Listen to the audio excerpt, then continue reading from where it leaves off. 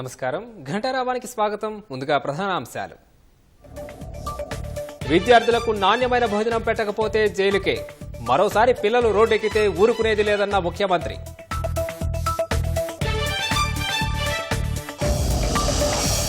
కులగణనపై అపోహలు తొలగించే బాధ్యత విద్యార్థులదే. సంక్షేమ పథకాలు పెంచడానికి సమగ్ర సర్వే చేస్తున్నామన్న సీఎం.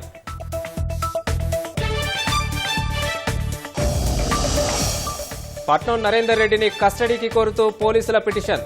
రిమాండ్ రిపోర్ట్ అంతా బోటకమన్న బీఆర్ఎస్.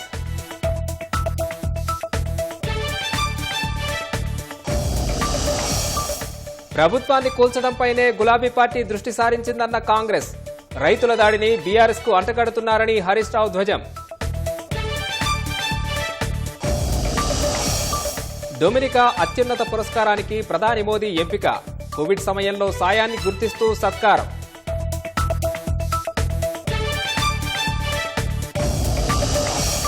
బంగ్లాదేశ్ రాజ్యాంగం నుంచి సెక్యులర్ పదాన్ని తొలగించే యత్నం.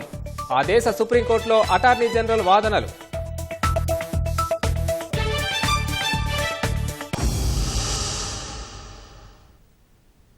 ప్రజాప్రభుత్వం విద్యకు ఎనలేని ప్రాధాన్యత ఇస్తోందని ముఖ్యమంత్రి రేవంత్ రెడ్డి స్పష్టం చేశారు.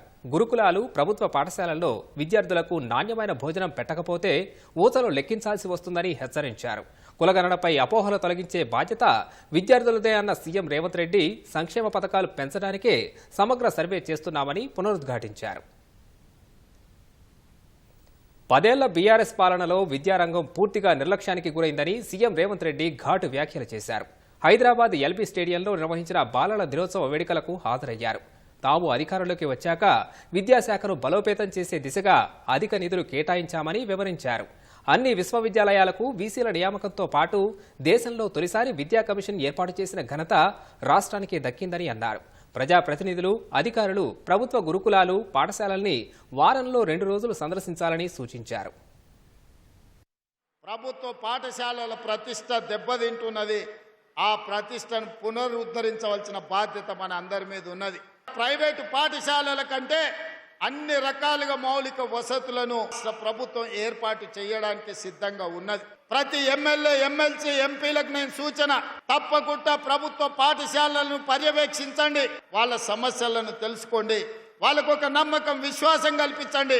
కలెక్టర్లు కానీ, జిల్లా స్థాయి అధికారులు పాఠశాలలను పర్యవేక్షించకుంటే వాళ్ళ ప్రమోషన్ల విషయంలో కానీ, వాళ్ళకు బదిలీ చేసి ప్రాధాన్యత పోస్టులు ఇచ్చేటప్పుడు తప్పకుండా వీటన్నిటిని పరిగణలోకి తీసుకుంటాం.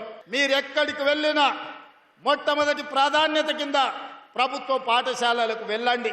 వాళ్ళ అవసరాలను తీర్చడానికి, వాళ్ళ ఆలోచనలను అమలు చేయడానికి వెనక్కి పోదు. మీరు అదొక సామాజిక బాధ్యతగా తీసుకోవాలి.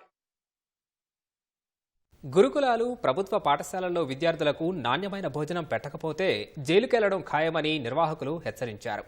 పిల్లలు మరోసారి కలుషిత ఆహారంపై రోడ్డెక్కి ఆందోళనలు చేయడం కనపడొద్దని స్పష్టం చేశారు. పాఠశాలల్లో, రెసిడెన్షియల్లో చదువుకుంటున్న విద్యార్థులకు అన్నం కానీ, కూరగాయలు కానీ నాసి రకంగా ఉన్నాయి. కలుషితమైన ఆహారం తీసుకొని రెసిడెన్షియల్ స్కూళ్ళలో పిల్లలు ఆసుపత్రి పాలవుతున్నారు. ఇలాంటి వాళ్లను, సరఫరాదారులను కఠినంగా శిక్షించాల్సిన అవసరం ఉన్నది. అధికారులకు అందరికీ నేను ఆదేశాలు ఇస్తున్న వేదిక మీద నుంచి, నాసి రకమైన భోజనాలు పెట్టిన, నాసి రకమైన వస్తువులను సరఫరా చేసిన వాళ్ళందరూ ఊచలు లెక్క పెట్టాల్సిందే. వాళ్ళందరినీ కటకటాల వెనక్కి తొయ్యాల్సిందే. నాణ్యమైన భోజనం వాళ్ళకి అందివ్వాలన్న ఆలోచనతోని డైట్ ఛార్జెస్ ఉన్న వాటి మీద 40% పెంచడం జరిగింది. అవసరమైతే కాంట్రాక్టర్ల బిల్లులు పక్కన పెట్టండి. ఈ విద్యార్థుల గ్రీన్ ఛానల్ ద్వారా నిధులు ఇవ్వండి అని ముఖ్యమంత్రిగా నేను ఆదేశాలు ఇచ్చిన. ఎవరు అడ్డొచ్చినా కులగణన ఆగదన్న ముఖ్యమంత్రి సర్వేపై అపోహలు తొలగించే బాధ్యత విద్యార్థులదే అని స్పష్టం చేశారు. తల్లిదండ్రులకు, చుట్టుపక్కల వారికి కులగణనపై అవగాహన కల్పించాలని కోరారు. తాగుడే ఒక సమస్యగా ఉన్న సందర్భంలో చదువుకుంటున్న విద్యార్థులు ఈరోజు గంజాయికి బానిసలయ్యే పరిస్థితి రాష్ట్రంలో వచ్చింది. సమాజానికి ఆదర్శంగా ఉంటాము, ఉన్నత చదువులు చదువుకుంటామని చెప్పి మీరందరూ కూడా పెద్ద ఎత్తున చప్పట్లతో నాకు మాట ఇవ్వాల్సిందిగా మిమ్మల్ని అందరినీ కోరుకుంటున్నా. కొకేన్తో దావతులు చేసుకున్న వాళ్ళు గుండెలు పగిలేలా మీరు చప్పట్లు కొట్టండి.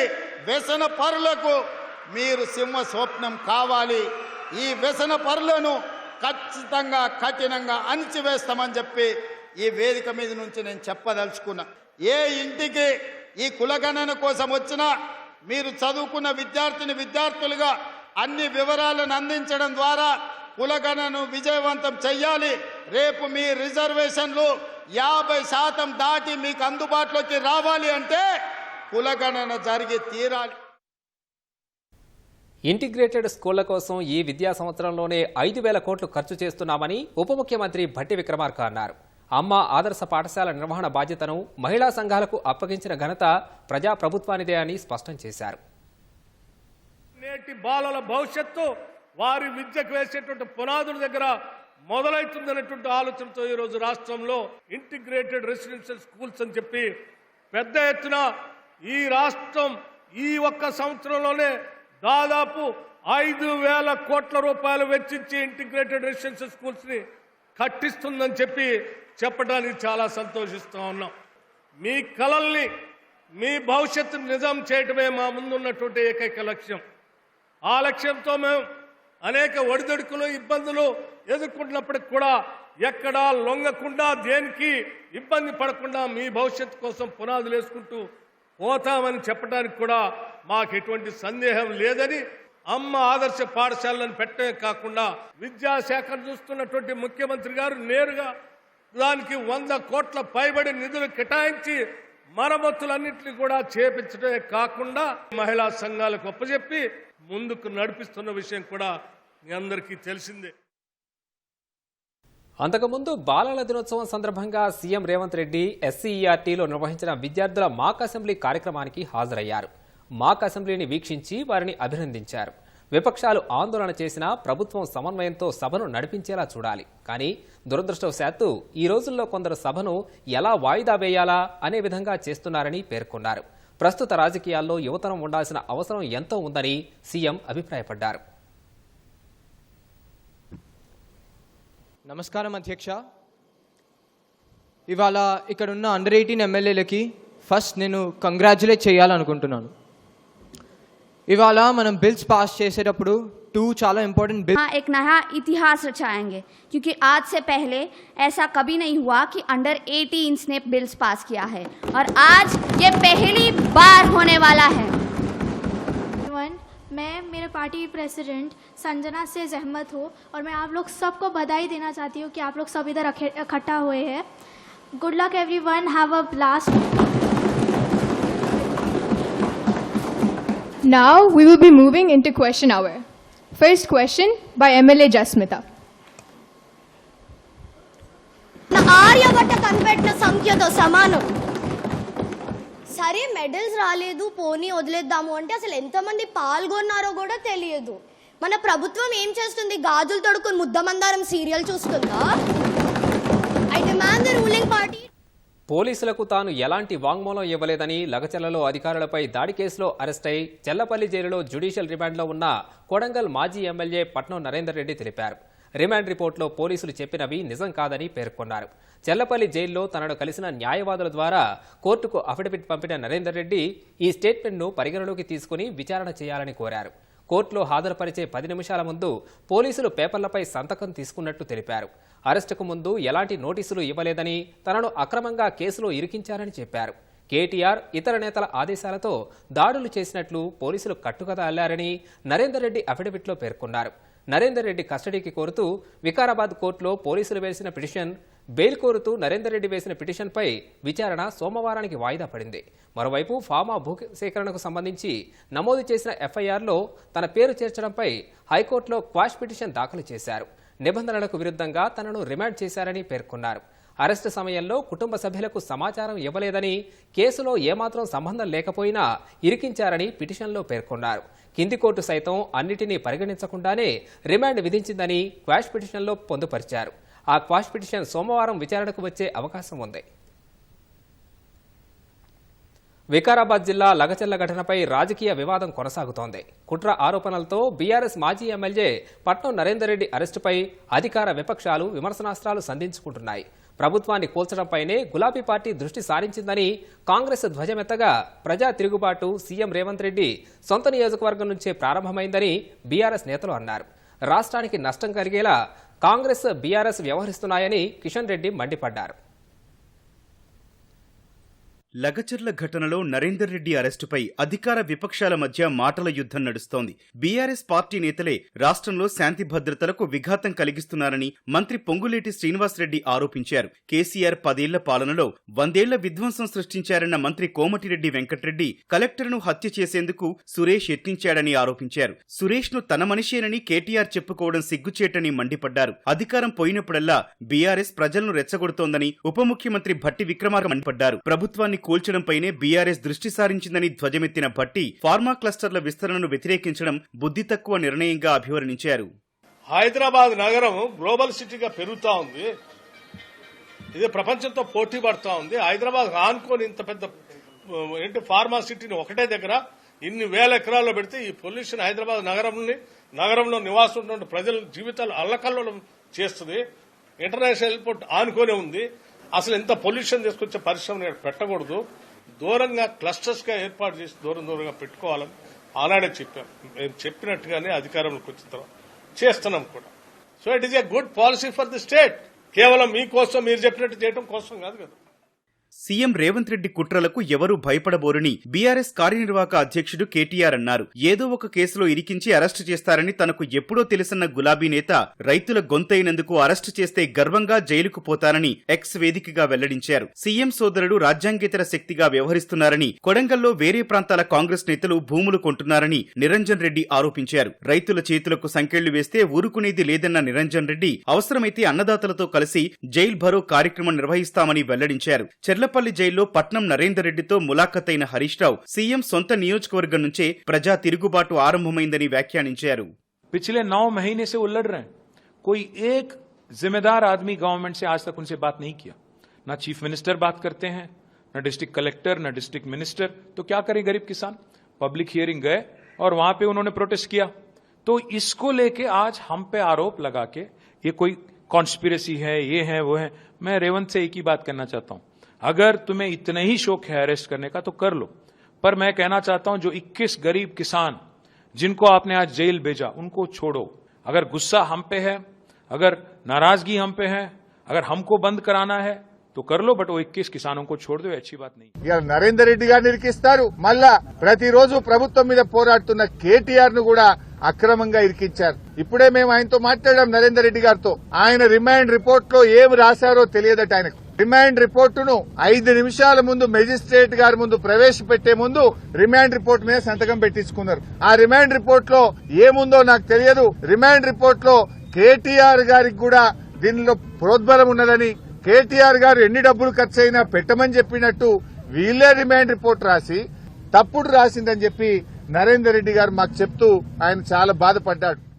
లగచర్లకు వెళ్లనీయకుండా పోలీసులు అడ్డుకోవడం పట్ల ఎంపీ డీకే అరుణ ఆగ్రహం వ్యక్తం చేశారు. తన సొంత నియోజకవర్గానికి వెళ్లనీయకుండా ఆపడమేంటని ప్రశ్నించిన అరుణ హక్కుల ఉల్లంఘన కింద ప్రివిలేజ్ మోషన్ ఇవ్వనున్నట్లు వెల్లడించారు. లగచర్లలో ఎస్టీ రైతులపై దౌర్జన్యానికి పాల్పడ్డారని, దీనిపై ఎస్టీ కమిషన్ కు ఫిర్యాదు చేస్తానని తెలిపారు. అర్హత లేని సీఎం సోదరుణ్ణి లగచర్లకు ఆహ్వానించిన పోలీసులు ఎంపీ డీకే అరుణను ఎలా అడ్డుకుంటారని ఈటెల రాజేందర్ మండిపడ్డారు. 10 ఏళ్ల బీఆర్ఎస్ ప్రస్తుత కాంగ్రెస్ పాలనకు తేడా లేదని ఎంపీ రఘునందన్ రావు విమర్శించారు. రాత్రిపూట అరెస్టులను గతంలో వ్యతిరేకించిన రేవంత్ రెడ్డి ఇప్పుడు అదే రీతిలో వ్యవహరిస్తున్నారని ధ్వజమెత్తారు. వైఫల్యాలపై దృష్టి మరల్చేందుకే కాంగ్రెస్ బీఆర్ఎస్ కలిసి రాద్ధాంతాలు చేస్తున్నాయని కేంద్ర మంత్రి కిషన్ రెడ్డి ఢిల్లీలో విమర్శించారు. 2 పార్టీల తీరుతో రాష్ట్రానికి అన్యాయం జరుగుతోందని అన్నారు. కలెక్టర్ మీద ఆ రకంగా దాడి జరగడం తప్పు. కానీ ఎవరైతే దోషులున్నారో అలా పెట్టుకోవాలి. అమాయక గ్రామీణ ప్రజలందరూ కూడా ఈరోజు ఒక మరి అక్రమ కేసులు పెట్టడం అనేటువంటి మంచిది కాదు. ఎవరైతే దాన్ని రెచ్చగొట్టారో వాళ్ళ మీద దృష్టిని కేంద్రీకరించండి. ముఖ్యమంత్రి గారు సొంత కాన్స్టిట్యున్సీ వెళ్ళి మాట్లాడాలి కదా. ముఖ్యమంత్రి గారు యాజ్ ఎమ్మెల్యే గారు రెస్పాన్సిబిలిటీ, ముఖ్యమంత్రి గారు రెస్పాన్స్. ఆ సమస్య ఏంటో ముఖ్యమంత్రి తెలుసుకోవాలా. ఈరోజు ఈ రకంగా కలెక్టర్ మీద దాడి జరగడం అనేటువంటిది, ఇది ఆ రకంగా ఈరోజు అనేక మంది మీద కేసులు పెట్టడం అనేటువంటిది అదే ఒక పెద్ద అంశాన్ని ఈరోజు మొత్తం ప్రచార ప్రసార సాధనాల్లో ప్రదర్శించేటువంటి కార్యక్రమం చేయడం. నేను ఇంతకుముందు చెప్పానే, తన అసమర్థల నుంచి తప్పించుకునేటువంటి, తన వైఫల్యాల నుంచి తప్పించుకునేటువంటి చర్యలు ఇవన్నీ. ఆ ప్రాంతంలో మొత్తం ఇంటర్నెట్ బంద్ చేసిండ్రు, సెల్ ఫోన్లు పనిచేయకుండా చేసిందంటే యుద్ధ భూమిని తలపించే పద్ధతిలో రేవంత్ రెడ్డి గారు ఓట్లేసి గెలిపించిన ప్రజానికానికి ఇలా చూపిస్తున్నటువంటి నిజస్వరూపం ఇది. ఈ సంఘటన మీద రైతాంగాన్ని కలుసుకుందాం, ఏమైందో తెలుసుకుందాం అని చెప్పి పోతే స్వయంగా ఎంపీగా ఉన్నటువంటి డి క్యాలెండర్ గారిని నివారించే ప్రయత్నం చేశారు.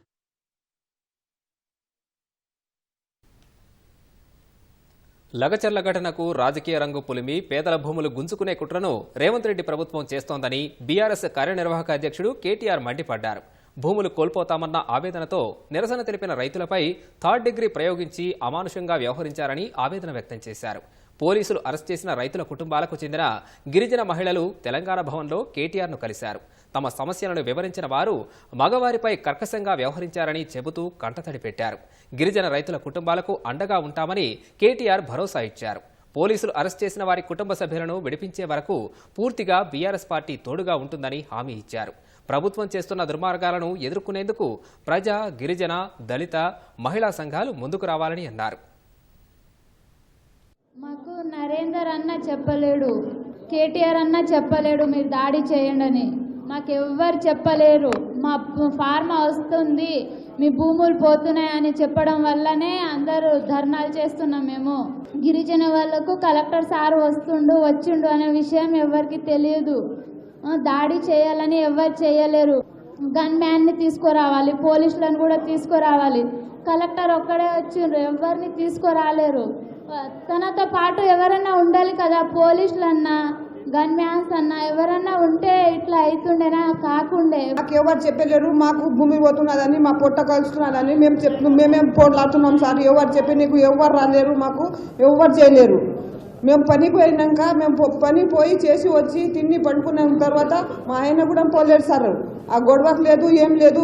ఇట్లా పట్టుకొచ్చి ఇట్లా కొట్టితే ఎట్లా పరిస్థితి, మాకు మా భూమి పోతుంది, ఇంకా మేము దెబ్బలు తినాలి సార్. ఇట్లా లాస్ట్ ఫోన్ చేసి మీటింగ్ ఉంది దాంట్రంటే పోయిండు. ఇక పోయినంత మాత్రం మళ్ళీ అందులో ఉన్నాడో లేడో తెలియదు సార్. ఇక 3 రోజులు అయితే తొలకపోయిండు. ఏడుగురికి పోయిండ్రేమో ఇంకా కూడా తెలియదు. మొన్న 4 రోజుల కింద చూపించుకొచ్చినాం, టెస్టులు చేపించుకొచ్చినాం. ఏమవుతుంది ఎట్లయితే అని నా భయం నాకైతుంది.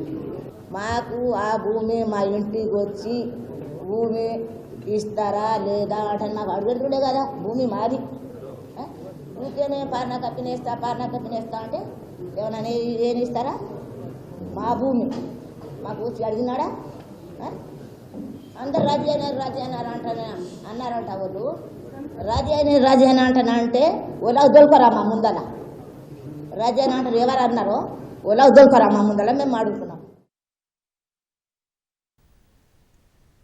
వీళ్ళు నేను ఇవాళ డిప్యూటీ సీఎం బట్టి విక్రమార్క గారిని, సీఎం రేవంత్ రెడ్డి గారిని, అడ్డగోలుగా మాట్లాడుతున్న మంత్రులను ఒకటే అడుగుతున్నారు. వీళ్ళలో ఏ ఒక్కరన్నా మేము తయారు చేస్తే, మేము రెచ్చగొడితే, మేము పైసలు ఇచ్చి కొట్లాడమంటే కొట్లాడేటోళ్ళకి కళ్ళబడుతురా? దయచేసి ఒక్కసారి కళ్ళు సరిగ్గా పెట్టి చూడాలని కోరుతున్నారు. వాళ్ళ ఆవేదన మీరు విన్నారు.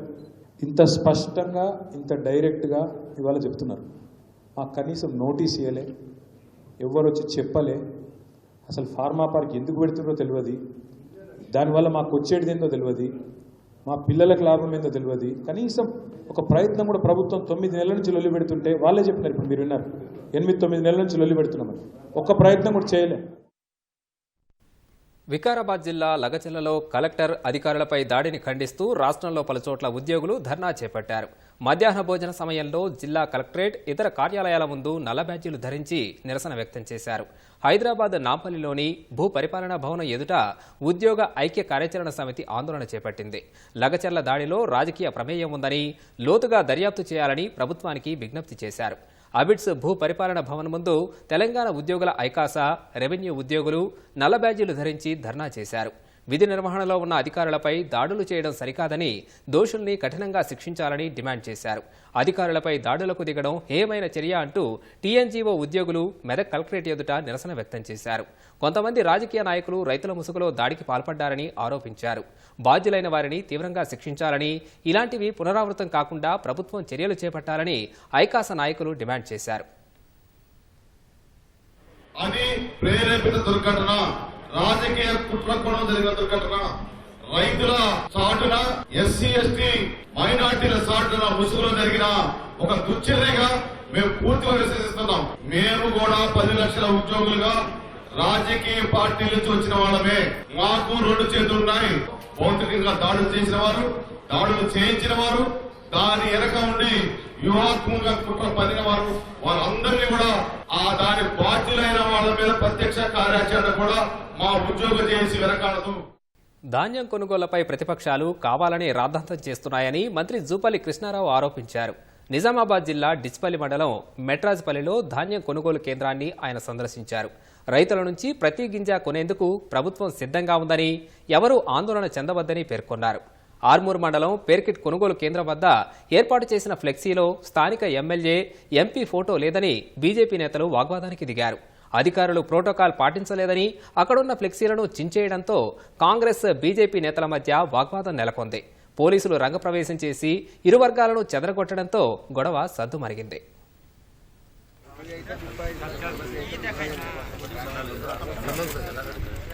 దళారీల బారిన పడకుండా రైతులకు 5%, 10% గత ప్రభుత్వంలో కోతలు పెట్టి తేమశాతం తక్కువని, తూకాలు తక్కువని రైతులు దోపిడీ చేసిండ్రు. అవి జరగకుండా ఉండాలని చెప్పని రైతు దగ్గరకు వచ్చి పనిచేసి వాళ్ళు తీసుకున్న జాగ్రత్తలను గురించి ఒక్కొక్కరికి స్పష్టంగా చెప్పడం జరిగింది. అది చేస్తూ అట్లాగే బోనస్ కూడా 500 రూపాయలు కలిపి రసీదు ఇచ్చేటువంటి ఏర్పాటు చేస్తాం. ఈ రసీదు ముట్టిన తర్వాతనే ఈ బస్తాలు లోడ్ ఎత్తాలి. మళ్ళీ రైతులు మిల్లర్ల దగ్గరకు పోయి పడిగాపులు కావాల్సిన అవసరం ఉంటుందని జిల్లా కలెక్టర్ ను, సంబంధిత సివిల్ సప్లై శాఖ అధికారులు, రెవెన్యూ అధికారులు పిలిచి రైతులకు జాగ్రత్త చెప్పి వాళ్ళు ₹1 నష్టపోకుండా పద్ధతితో చేస్తా ఉన్నాం. పని కూడా సక్రమంగా జరుగుతా ఉన్నాయి. ప్రతిపక్ష నాయకులు కేవలం అల్లరి చేయాలనే ఆలోచనతోటి కుట్రల భాగంగా చేస్తున్నటువంటి తప్ప అది ప్రజలు నమ్మే పరిస్థితులు లేవు. కామన్వెల్త్ ఆఫ్ డొమినికా భారత ప్రధానమంత్రి నరేంద్ర మోదీకి అరుదైన గౌరవాన్ని ఇచ్చింది. తమ దేశ అత్యున్నత జాతీయ పురస్కారాన్ని ప్రధాని మోదీకి ప్రకటించింది. కోవిడ్ సమయంలో డొమినికాకు భారత్ చేసిన అపూర్వ సహాయాన్ని గుర్తిస్తూ ఈ పురస్కారంతో మోదీని సత్కరించనున్నట్లు తెలిపింది. ఈ నెల 19 నుంచి 21 మధ్య గయానాలో జరిగే ఇండియా కరికోమ్ సదస్సులో ఆ అవార్డును ప్రదానం చేయనున్నట్లు వెల్లడించింది. ఇరు దేశాల మధ్య సంబంధాలను బలోపేతం చేసేందుకు ప్రధాని మోదీ విశేష కృషి చేశారని డొమినికా ప్రభుత్వం కొనియాడింది. 2021 ఫిబ్రవరిలో కోవిడ్ మహమ్మారి నుంచి బయటపడేందుకు డొమినికాకు 70,000 కోవిడ్ వ్యాక్సిన్ డోసులను భారత ప్రభుత్వం పంపించింది. అల్లర్లతో అట్టుడుకుతున్న బంగ్లాదేశ్ లౌకిక దేశం నుంచి మతపరమైన దేశంగా మారబోతుందా అంటే అవుననే సమాధానం వినిపిస్తోంది. ఈ మేరకు తమ రాజ్యాంగం నుంచి లౌకికవాదం అనే పదాన్ని తొలగించాలని బంగ్లాదేశ్ సుప్రీంకోర్టులో ఆ దేశ అటార్నీ జనరల్ వాదనలు వినిపించారు. బంగ్లాదేశ్లో 90% మంది ప్రజలు ఒకే మతానికి చెందినవారు కావడంతో సెక్యులర్ పదాన్ని తొలగించాలని అటార్నీ జనరల్ అభిప్రాయం వ్యక్తం చేశారు. బంగ్లాదేశ్ రాజ్యాంగం నుంచి లౌకికవాదం అనే పదాన్ని తొలగించేందుకు తీవ్ర ప్రయత్నాలు జరుగుతున్నాయి. బంగ్లాదేశ్ రాజ్యాంగం నుంచి సెక్యులర్ అనే పదాన్ని తొలగించాలని ఆ దేశ అటార్నీ జనరల్ ఆ దేశ సుప్రీంకోర్టులో వాదనలు వినిపించారు. బంగ్లాదేశ్ రాజ్యాంగంలోని 15వ సవరణపై సుప్రీంకోర్టులో జరిగిన విచారణ సందర్భంగా ఆ దేశ అటార్నీ జనరల్ ఎండి అసదుజ్జమాన్ సంచలన వ్యాఖ్యలు చేశారు. బంగ్లాదేశ్ రాజ్యాంగం నుంచి సెక్యులర్ పదాన్ని తొలగించాలని సూచించారు. దేశంలో 90% మంది ప్రజలు ఒకే మతానికి చెందినవారు కావడంతో లౌకికవాదం అనే పదం అవసరం లేదని ఆయన అభిప్రాయం వ్యక్తం చేశారు. రాజ్యాంగంలోని 15వ సవరణపై ఆ దేశ సుప్రీంకోర్టులో జస్టిస్ ఫర్హా మెహబూబ్, దేబ్శీష్ రాయ్ చౌదరి బెంచ్ ఎదుట ఆయన వాదనలు వినిపించారు.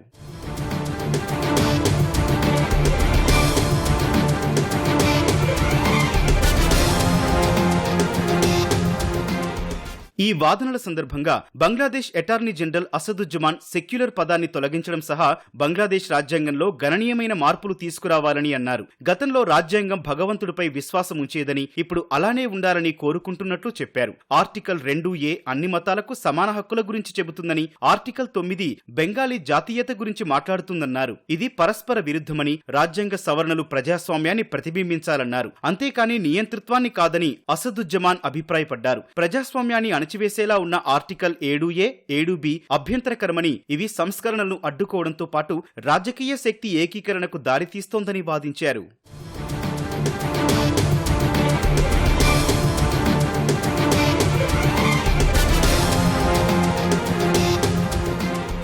బంగ్లాదేశ్ విమోచన యోధుడు షేక్ ముజిబుర్ రెహమాన్ ను జాతిపితగా పిలవడం దేశాన్ని విభజిస్తోందని అటార్నీ జనరల్ ఆరోపించారు. ఇది వాక్ స్వేచ్ఛను హరిస్తోందన్నారు. దేశ విభజనలో ముజిబుర్ రెహమాన్ చేసిన సేవలు చాలా అమూల్యమైనవి అయినా ఆయన్ను గౌరవించాలని బలవంతం చేయడంతో వ్యతిరేకత వస్తోందన్నారు. లిబరేషన్ వార్, జాతీయ ఐక్యత విలువలను ప్రతిబింబించేలా సంస్కరణలు ఉండాలని అసదుజ్జమాన్ సుప్రీంకోర్టు బెంచ్కు విన్నవించారు. 15వ సవరణ రాజ్యాంగబద్ధతను కోర్టు పరిశీలించి దానిని రద్దు చేయాలని కోరారు.